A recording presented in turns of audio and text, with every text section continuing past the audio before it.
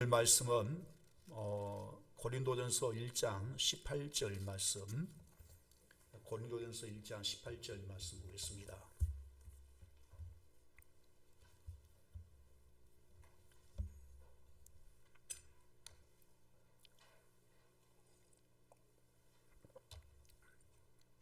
자, 우리 찾았으면 우리 다 같이 일어나서서 하나님의 말씀을 받도록 하겠습니다.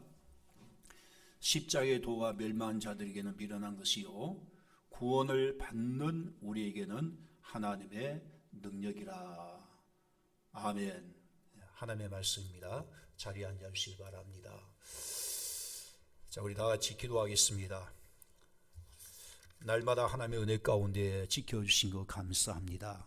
무엇보다도 십자가의 구수의 은혜로 말미암아 우리 하나님의 자녀가 되고 영생의 복을 받았음에 하나님 앞에 감사드립니다.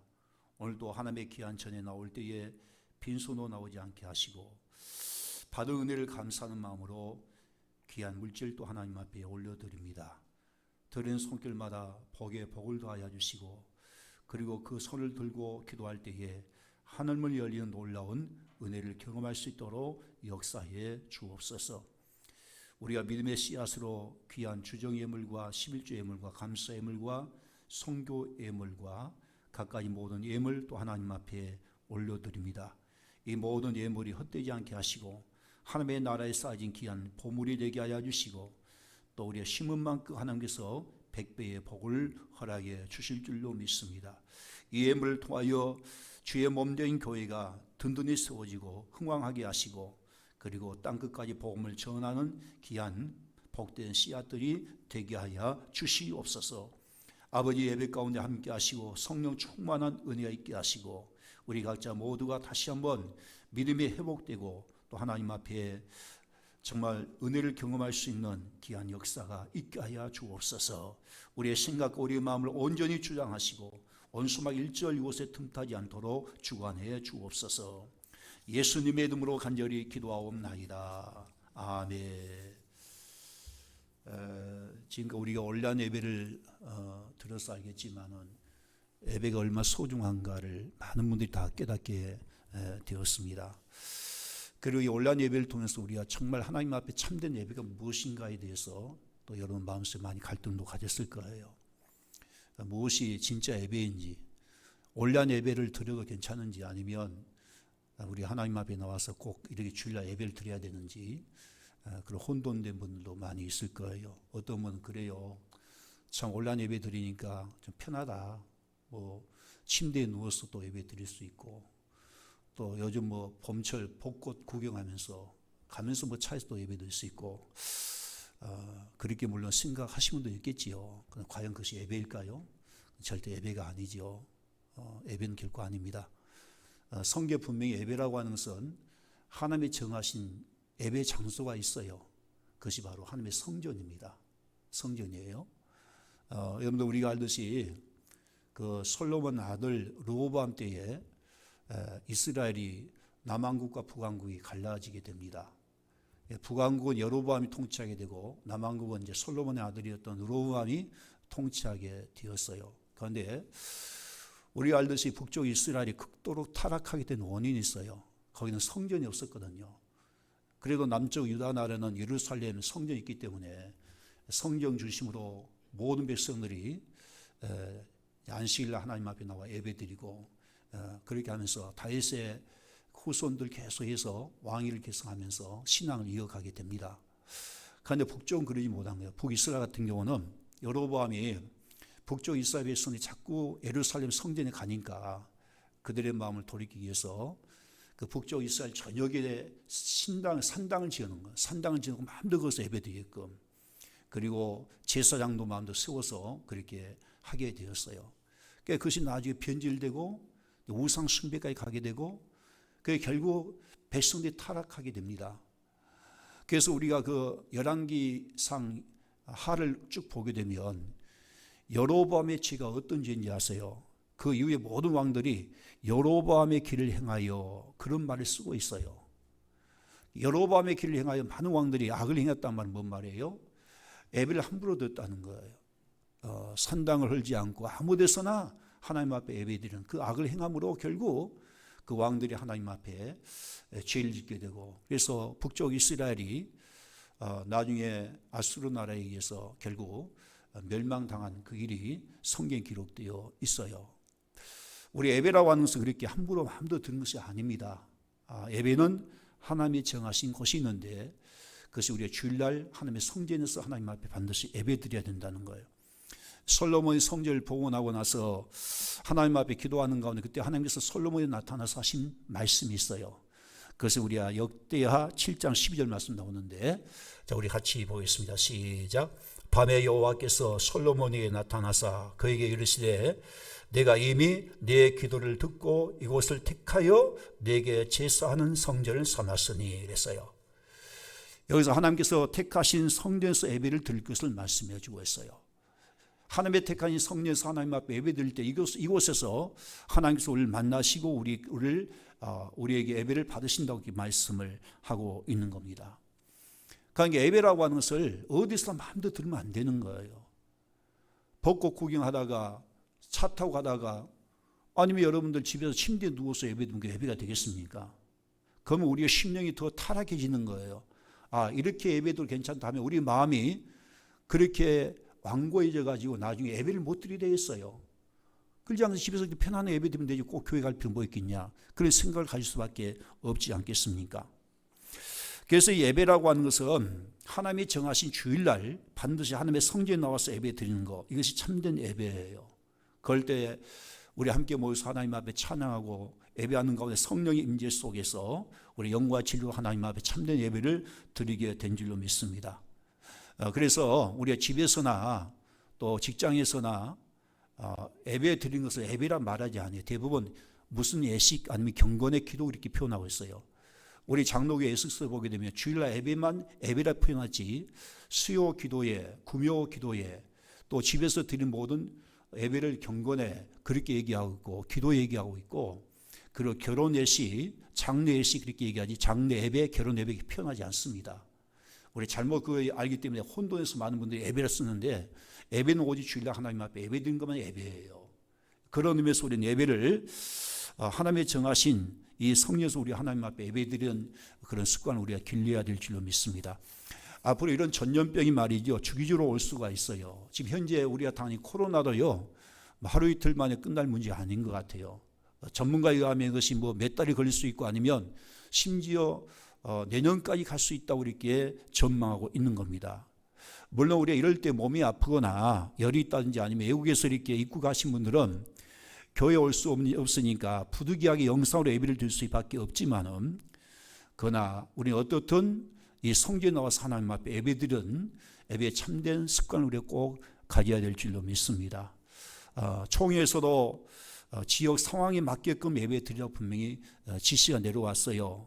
그래서 지금 현재 서울과 경기도 같은 건 너무나 그 집단 감염이 있다 보니까 예배들이 어렵습니다만은, 그러나 강주는 그래요. 괜찮아요. 지금 강주는 지금 얼마인지 지금 예배가 지금 가능하고, 강주의 모든 교회들이 제가 알기로는 지난주부터 다 예배를 지금 드리고 있습니다. 가장 안전한 곳이 바로 강주고, 또 세상 어떤 모임보다 어떤 기관보다 가장 안전한 곳이 바로 교회 예배라고 생각해요. 제가 엊그저께 목회자 모임이 있어가지고 밖에 나갔더니요, 거리 유지 안 해요. 카페 보니까 젊은 애들이 다 마스크 벗고 말이죠, 차 마시고 얘기하고 있고 벚꽃 구경한다고 말이죠, 다 밀집돼서 다니고 깜짝 놀랐어요. 교회는 철저히 방역 수칙시키고 이렇게 거리 유지하면서 예배를 드리는데, 신천지 몇 교회 이단들 때문에 지금 교회가 얼마나 욕도 먹어요. 그런데는 감염 수치를 보니까요, 교회가 가장 낮아요. 지금 목욕탕이나 음식점, 유흥업소 없이 얼마나 지금 감염이 많이 된가. 거기는 이런 수칙도 없어요. 방역제도 합니까? 교회만큼 철저히 방역하고 거리 유지하면서 예배드리는 그런 교회가 어디 있어요, 여러분? 물론 큰 대형 교회에 이렇게 사람들이 많이 운집하면 위험해요. 그러나 우리 교회는 그럴 이유가 없습니다. 이렇게 또 삼부 예배에 분산해서 예배드리고, 그렇기 때문에 또 마스크 쓰고 예배드리기 때문에 하등의 문제가 없다고 생각이 됩니다. 밖에서 예수 믿지 않는 사람들이 바라보는 부정적 시각을 절대 의식할 필요 없는 거예요. 우리 모두 하루속히 정상적인 예배가 회복될 수 있도록 기도 부탁을 드립니다. 오늘은 종료주일이잖아요. 이제 고난주간 시작되는데, 그래서 오늘 말씀은 십자가의 도라고 하는 말씀 가지고 함께 은혜를 받고자 합니다. 우리가 가장 경계하고 조심해야 될 것은 거짓 복음에 우리 속아서는 결코 안 되는 겁니다. 거짓 복음이 무엇인 거는 한번 예수 믿으면 무조건 천국 간다고 하는 잘못된 그릇된 생각인 것이죠. 마치 천국 가는 열차 티켓 따놓으면 한번 예수 믿으면 무조건 천국 간다는 그런 식의 신앙은 정말 위험한 생각인 거예요. 우리가 진짜 바로 복음을 이해하게 되면 우리가 변화될 수밖에 없는 거예요. 진짜 복음을 우리가 믿게 되면 먼저 우리 속 사람이 완전히 변화되는 거예요. 사실 복음은 우리 겉으로 드러난 문제가 아니고 놀랍게 우리 속 사람의 근본이 변화되는 겁니다. 놀랍게 변화되는 거예요. 그러니까 뭐 단순히 예수 믿고 뭐 아무렇지 않게 죄 짓고 살아도 그런 수준이 아니에요, 여러분들. 우리가 고린도서 5장 17절 말씀 보게 되면 누구든지 그리스도 예수 안에 있으면 새로운 피조물이다. 이전 것은 지났으니 보라 새 것이 되었도다. 그렇게 말씀하고 있는 거예요. 진짜 우리 예수 믿으면 우리의 속 사람이 우리의 근본이 바꿔져 버린 거예요. 완전히 새 것으로 완전히 변화된다는 거예요. 이것이 진짜 구원 받은 모습이고 제대로 예수 믿는 모습인 겁니다. 오늘 본 말씀에 보면 십자가의 도가 하나님의 능력이 됨이라고 이렇게 말씀을 하고 있어요. 구원받는 우리에게 하나님의 능력이 됩니다. 우리 다 같이 한번 봅니다. 18절 시작. 하나의 십자가의 도가 멸망한 자들에게는 미련한 것이요 구원을 받은 우리에게는 하나님의 능력이다. 그렇게 말해요. 십자가는 하나님의 능력이에요. 그 능력은 무엇인 거는 우리를 죄에서 구원한 능력도 물론 있지만 내가 예수와 함께 십자가에 못 박아 죽고 내 안에 예수의 생명으로 살아감으로 내가 변화되는 완전히 새로운 피조물로 변화되는 그런 엄청난 능력이 있다는 것을 믿을 수 있길 바랍니다. 교회 수십 년 동안 다녀도 우리 안에 예수의 생명으로 살지 못하면 절대 변화될 수가 없는 거예요. 우리가 변화되고 거듭난 것은 제3 받은 것만 가지고 절대 안 된 거예요. 우리 안에 예수의 생명으로 살아갈 때 우리가 근본이 변화되고 새로운 사람으로 바꿔질 수가 있다는 것이죠. 예수님이 십자가에 달리시기 전에 겟세마네 동산에서 통곡하면서 웃었어요. 하나님 앞에 눈물로 부르짖었다고 말씀하고 있어요. 자, 히브리서 5장 7절 말씀 같이 봅니다. 시작. 그는 육체에 계실 때에 자기를 죽음에서 능히 구원하실 이에게 심한 통곡과 눈물로 간구와 소원을 올렸고 있어요. 왜 예수님이 그토록 눈물로 통곡하면서 하나님 앞에 기도했을까요? 그 이유는 뭡니까? 그것은 우리를 죄에서 건져내서야 하기 때문에 그런 겁니다. 예수님의 십자가 사형은 가장 끔찍하고 고통스러운 사형틀이었습니다. 그때 당시 모든 사형은요, 정말 단 몇 분 만에 죽음으로 끝나버린 사형인데, 그러나 십자가 사형 그렇지 않는 거예요. 십자가 사형은 서서히 피를 말라 죽이는 사형이었던 거예요. 온몸에 피가 한 방울 한 방울 빠져나가면서 서서히 목이 타 들어가면서 죽어가는 사형이 바로 십자가 사형이었던 거예요. 그러게 우리 예수님도 장장 6시간 동안 이렇게 피를 말라가면서 서서히 이렇게 죽어갔었던 것이죠. 예수님은 십자가 지시기 전에 채찍질을 당하셨습니다. 채찍 끝에는요, 짐승의 뼈 조각이나 아니면은 납 조각이 붙어 있어가지고 한 대 후려치게 되면 온 몸이 다 찢어져요. 마치 걸려 조각처럼 칼게 다 찢어집니다. 보통 매를 맞아도요, 정신이 혼절이 되는 경우가 있어요. 그런데 매가 아니고 날카로운 납 조각이 붙어 있는 채찍이거든요. 채찍. 그 채찍을 무려 39대나 맞았더하니 그 고통 이루 말할 수가 없었을 거예요. 우리 예수님이 기진맥진한 가운데 십자가에 매달리게 되었고 손과 발목에 못이 박히게 되었어요. 로마 병사 큰 망치를 가지고 그 대못을 내리칠 때에 심장이 순간 멈추고 뼈가 어그러지고 온몸에 통증의 전율이 짜릿짜릿하면서 느껴졌을 겁니다. 머리에는 가시관이 쓰여져 있었습니다. 그 가시가 머리를 짓눌리면서 사방에서 피가 터져 나왔어요. 한마디로 이 십자가 형벌은 인간이 상상할 수 없을 만큼 가장 잔인한 형벌이었던 거예요. 그 이유가 뭘까요? 왜 예수님이 십자가의 그 고통을 끝까지 당하시면서 못 박혀 죽어야 했을까요? 그것은 저와 여러분들을 죄에서 건져내는 것이 그 길밖에 없었기 때문에 그런 것입니다. 도대체 우리가 죄에서 구원받는 것이 무엇이길래, 아니 도대체 속죄에 받은 것이 무엇이길래 그토록 예수님 십자가에 달려 죽어야만 했을까요? 그것은 바로 지옥이 있기 때문에 그런 거 아니겠습니까? 만약에 지옥이 없다면 예수님이 그렇게 십자가에서 고통당할 이유가 전혀 없어요.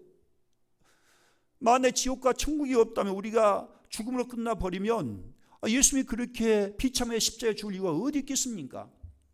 사람들이 그 지옥에 갈 수밖에 없는 엄청난 큰 죄인이기 때문에 우리 예수님께서 십자가에서 그렇게 달리시게 된 겁니다. 여러분, 우리가 진짜 예수를 마음속에 영접하면 내 영이 살아요. 구원받게 돼요. 내 영이 생명을 통하여 살게 되므로 내 영이 이제 영안이 열려지게 되어 있어요. 영의 눈이 띄어지게 되는 거고, 그래서 지옥에 대한 눈이 띄게 되어 있습니다. 영이 눈을 못 뜨고 영이 지금 죽어 있으니까, 잠드니까 지옥에 대해서 전혀 감각이 없는 거예요. 정말 영안이 떠지게 되면요, 지옥이 보이고 지옥이 느껴져요. 그리고 하나님의 살아계신 것과 하나님의 아들 되신 그 예수님께서 왜 인간의 몸을 입고 이 땅에 오셔서 그렇게 십자가에서 죽을 수밖에 없는가를 알게 되어 있는 거예요. 정말 지옥이 있다는 것을 아는 사람은 그 예수님의 그 속죄 은혜가 얼마나 큰 복인가를 깨닫게 되는 겁니다. 그렇지 않겠어요, 여러분들? 정말 지옥이 있다는 걸 느낀 사람은요, 십자가 은혜가 얼마나 크다는 걸, 얼마나 큰 복이라는 걸 안 느끼겠습니까? 우리가 구약에 보면 다윗이 그걸 뼈저리게 느끼게 된 거예요. 다윗이 엄청난 죄를 지었지 않아요? 충신이었던 우리아의 아내 밧세바를 가늠하게 되고, 그리고 그 충신 우리아를 죽였지 않아요? 살인죄까지 지었지 않아요? 정말 엄히 따진다면 다윗은 살아남을 수 없어요. 지옥 가야 되는 거예요. 그는 나중에 다윗이 깨닫고 하나님 앞에 얼마나 고통 가운데 회개합니까? 물론 그 죄값의 형벌은 받았지만, 그러나 하나님께서 그 다윗의 죄를 용서해 주셨어요. 그때 깨닫고 나니까 다윗이 어떤 고백이 나왔는 거든 시편 32편 1절 말씀 봐봐요. 허물의 사함을 받고 자신의 죄가 가려진 자가 복이 있다, 그렇게 고백하는 거예요. 그렇다면 우리도 마찬가지잖아요. 우리의 모든 죄가 하나님 앞에 정말 용서받았다면 이보다 더 큰 복이 어디 있겠습니까? 왜 그럴까요? 우리가 지었던 죄값을 내가 영원한 지옥불에 갈 수밖에 없는 죄인이 구원받았으니, 죄 용서받았으니 이보다 더 큰 은혜와 복이 어디 있겠습니까? 그렇다면 우리가 십자가 은혜 없으면 구원받을 자가 있을까요? 절대 없지요. 왜? 우리는 타락한 죄성을 갖고 있는 원죄가 있기 때문에 십자가 은혜 없으면 결코 누구도 죄에서 구원받을 길이 없는 거예요. 그래서 오늘 본 말씀에 십자가는 구원받는 우리에게 무엇이라고요? 하나님의 능력이 됩니다, 그렇게 말씀하는 거예요. 정말 십자가는 우리의 구원에 하나님의 능력이 된 줄 믿으시기 바랍니다. 그러면 이 십자가가 하나님의 능력이 되느냐? 세 가지 이유가 있어요. 첫 번째 이유는요, 예수님이 우리의 모든 죄를 담당하셨기 때문에 그런 겁니다. 내가 죄를 지었는데 우리 예수님이 십자가에서 우리 죄 대신 담당하신 거예요. 일찍이 이사야 선지자는요, 이렇게 계시했어요. 이사야 53장 5절과 6절 말씀 보게 되면, 그가 찔림은 우리의 허물을 인함이요, 그가 찔림은 우리의 허물을 인함이요, 그가 상함은 우리의 죄악을 인함이다. 그가 징계를 받음으로 우리가 평안을 누리고 그가 채찍에 맞음으로 우리가 나음을 입었도다. 여호와께서 우리 무리의 모든 죄악을 그에게 담당시키셨도다, 그렇게 말하는 거예요. 내가 지었던 허물과 내가 지었던 죄 때문에 예수님 십자가에서 우리 죄값을 대신 담당하셨다는 거예요. 왜 그렇게 하셨습니까? 그것은 저와 여러분 때문이었던 거예요. 저와 여러분을 살리기 위해서였던 겁니다.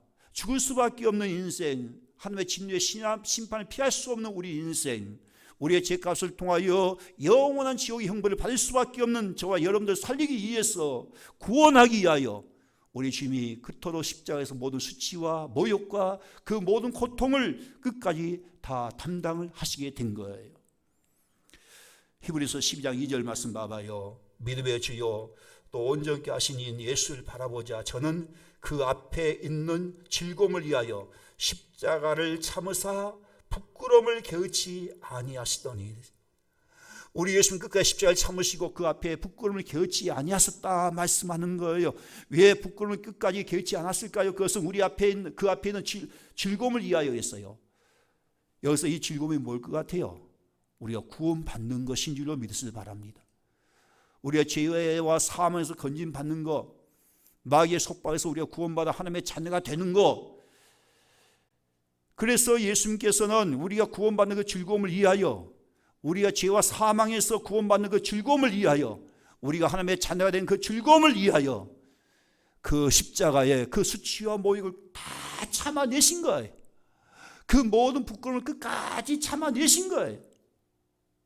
그러므로 우리가 과거에 어떤 죄를 지었든지 그것이 중요한 거 아니에요. 지금 하나님께서 얼마나 나를 사랑하시는가, 이걸 아는 것이 더 중요한 줄 믿으시기 바랍니다. 탕자가 아버지의 본깃을 받아서 다 탕진하지 않아요. 감히 어떻게 아버지 앞에 갈 수 있어요? 맞아 죽어도 부족할 판인데, 그런데 아버지는 그렇게 탕자를 그렇게 보지 않았어요. 탕자가 거짓골로 돌아왔을 때 아버지 어떻게 했어? 내 쫓았습니까? 구박했어요? 도리어 맨발로 뛰어가서 그 아들을 끌어안고 입을 맞추고 그를 목욕시켜 새 옷을 갈아입히고 가락지를 끼우고 송아지 잡아서 죽었다 살아온 내 아들이 돌아왔구나 하면서 큰 잔치를 베푸게 된 거예요. 이것이 하나님 아버지의 사랑의 모습인 거예요. 우리가 과거에 어떤 죄를 지었든지, 우리가 어떤 방탕한 삶을 살았든지 하나님은 여러분을 사랑하신 거예요. 그 사랑하신 이유가 뭘까요? 그것은 예수님이 우리의 모든 죄를 대신 담당해 주셨기 때문에 그거예요. 그것이 바로 십자가의 능력인 줄로 믿으시기 바랍니다. 두 번째 십자가의 능력이 뭘 것 같아요? 그것은 두 번째 예수님께서 우리를 대신하여 죽으셨다는 거예요. 자, 로마서 5장 8절 말씀 볼까요? 우리가 아직 죄인 되었을 때에 그리스도께서 우리를 위하여 죽으심으로 하나님께서 우리에 대한 자기의 사랑을 확증하셨습니다. 그리스도께서 우리를 위하여 대신 죽으심으로 했단 말이에요. 내가 죽어야 되는데 예수님이 대신 죽으셨다는 거예요. 그래서 우리가 지옥에서 건진받게 된 줄로 믿습니다. 그런데 예수님께서 나를 대신 죽으셨다, 이 말은 좀 더 정확하게 표현한다면 내가 예수님의 십자가에 못 박아 죽였다, 그런 뜻을 갖고 있단 말이에요. 여러분, 예수님을 누가 죽였지요? 누가 죽였습니까? 우리는 보통 예수님을 누가 죽였냐 물어보면 그야 성경 나오지 않았느냐, 우리가 날마다 이렇게 사도신경 고백하듯이 사도신경에 빌라도에게 고통받아 죽었다, 아니면 로마 병사에 의해서 양손과 양발에 못을 박이시고 창에 찔러 죽음을 당했다, 아니면 유대인의 종교 지도자 예수는 십자가에 못 박아 죽었다, 그렇게 보통 우리 말하지만 그거 아닙니다. 내가 예수님의 십자가에 못 박아 죽인 거예요. 이 사실 내가 믿어질 때 그때 내 죄가 하나님 앞에 사함받고 우리가 구원받게 된 거예요. 만약에 예수님과 나와 아무 상관이 없다면 예수님의 십자가는 나의 어떤 능력도 나타나지 않는 거예요. 나의 죄 때문에 내가 예수 십자가에 못 박아 죽었다 믿어질 때 진짜 우리가 죄에서 구원받는 거고, 그 십자가의 능력이 나에게 나타나는 거예요. 구약 시대 때에 하나님 앞에 속죄 제물을 바칠 때에 죄인이 말이죠, 반드시 그 많은 양들 중에 양 한 마리를 선택하여 꿇고 옵니다. 그리고 그 죄인은 어떻게 하지요? 자기의 모든 죄를 그 양의 머리에 손 얹고 기도하면서 다 집에 씌우는 거예요. 그리고 그 양을 끌고 온 사람이 직접 그 양을 죽여요. 그래서 속죄의 제사가 이루어지는 거예요. 여러분들, 예수님은 바로 우리의 죄 때문에 죽으신 어린 양이에요. 우리 속죄 제물은 어린 양이란 말이에요. 그렇다면 예수님을 누가 죽였습니까? 내가 직접 죽인 거나 다름이 없는 거예요. 이 사실이 분명히 믿어질 때에 우리의 삶은 완전히 변화가 되는 겁니다. 네덜란드 화가였던 그 레브란트가 그분의 이제 모든 그 그림이 보면 대부분 예수 그리스도, 십자가에 못 박힌 예수 그리스도 이름이 그런 그림 많이 그렸어요. 이분의 그림을 특징이 뭔 거는요, 예수님 십자가에 못 박힌 현장에서 많은 군중들이 모여서 예수님을 바라보는 모습인데, 그 군중들 틈에다가 마지막에 자기의 모습을 거기에 꼭 그려 놓는 거예요. 바로 그때 그림을 봐봐요. 넘어가야 되는데 저거예요. 바로 그때 이런 생각이 든 거예요. 아, 내가 이 군중들 사이에 내가 서 있구나.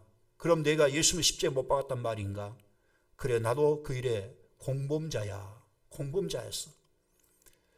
그 순간 레브란트의 눈에서는 뜨거운 눈물이 흘렀어요. 그리고 레브란트는 완성된 그 그림을 붙들고 그 자리에 엎드렸습니다. 그러자 그때 그 가슴 속에서 쾅쾅거리면서 울려오는 망치 소리가 들려왔어요. 이어서 십자가 양편에 대못을 내리치는 소리, 비명을 지르면서 고통당하는 예수님의 그 울부짖음과 군중들의 그 아우성치는 그 소리가 뒤섞이면서 그 레브란트의 귓전에 올라왔습니다. 순간적으로 고개를 저으면서 두 손을 귀를 틀어막고 그 자리에 엎드려졌어요. 그리고 신음하면서 중얼거렸습니다. 맞아, 내가 예수님의 십자가에 내가 못 박았어. 내가 공범자야 하면서 대성통곡하면서 울기 시작했어요. 그는 눈물과 콧물로 범벅이 된 채 지금까지 머리로만 예수를 알았던 거, 그걸 회개하면서 하나님 앞에 자복했습니다. 그래서 여러분들, 우리가 십자가를 우리의 머리로 하는 것이 우리에 무슨 유익이 있겠어요? 아무 능력이 없는 거예요. 많은 분들이 십자가를 알 때에 머리로 지시로 알고만 있을 뿐이지 실제 나의 십자가 되지 못한 거예요. 누가 예수님 십자가에 못 박아 죽였느냐라고 하는 거예요. 내가 나의 죄 때문에 예수님 십자가에 못 박았던 거예요. 바로 내가 그 가룟 유다처럼, 내가 유대 종교 지도자들처럼, 내가 로마 병사처럼 예수님을 직접 십자가에 못 박았던 거예요. 이렇게 예수님을 못 박는 자가 바로 나라고 하는 그 믿음이 듣는 순간부터 그때 우리는 완전히 죄에서 구원받는 거고 완전히 우리의 삶이 변화되는 거예요. 그걸 믿어야 우리가 진짜 십자가의 그 모든 예수님의 그 피로써 우리의 모든 죄가 해결되는 것이지, 그걸 믿지 못하면 우리 어떻게 십자가의 은혜를 우리가 경험할 수 있겠습니까? 세 번째 십자가의 능력이 무엇인 거는 예수님과 우리가 십자가에서 완전히 연합이 되었다는 거예요.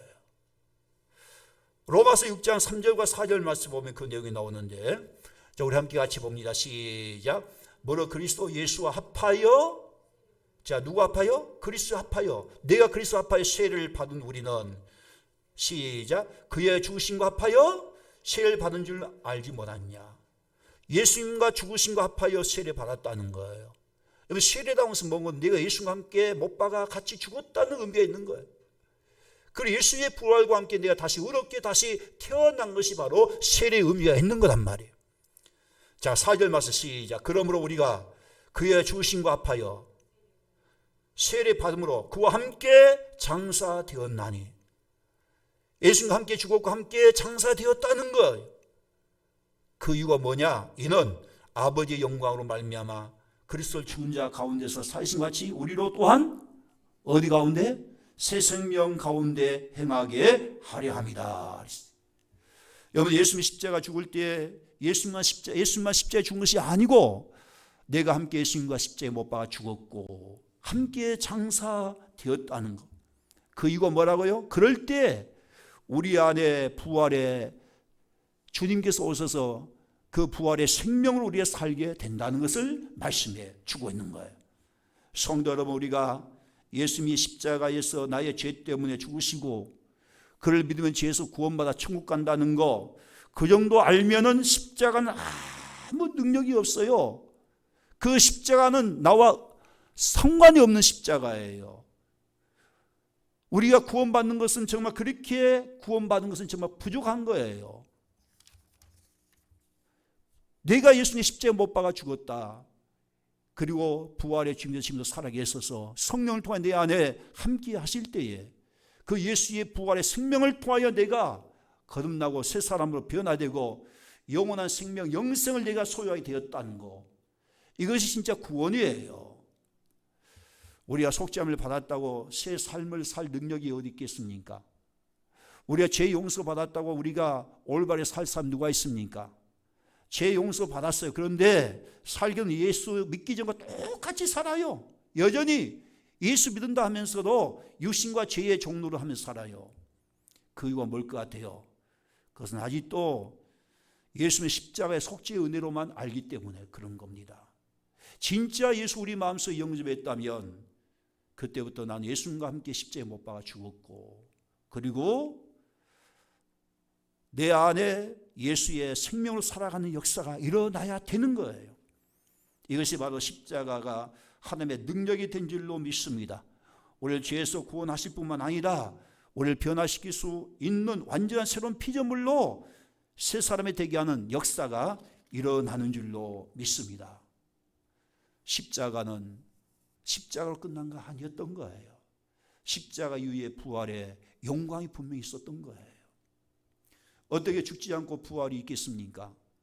지금도 우리도 마찬가지지요.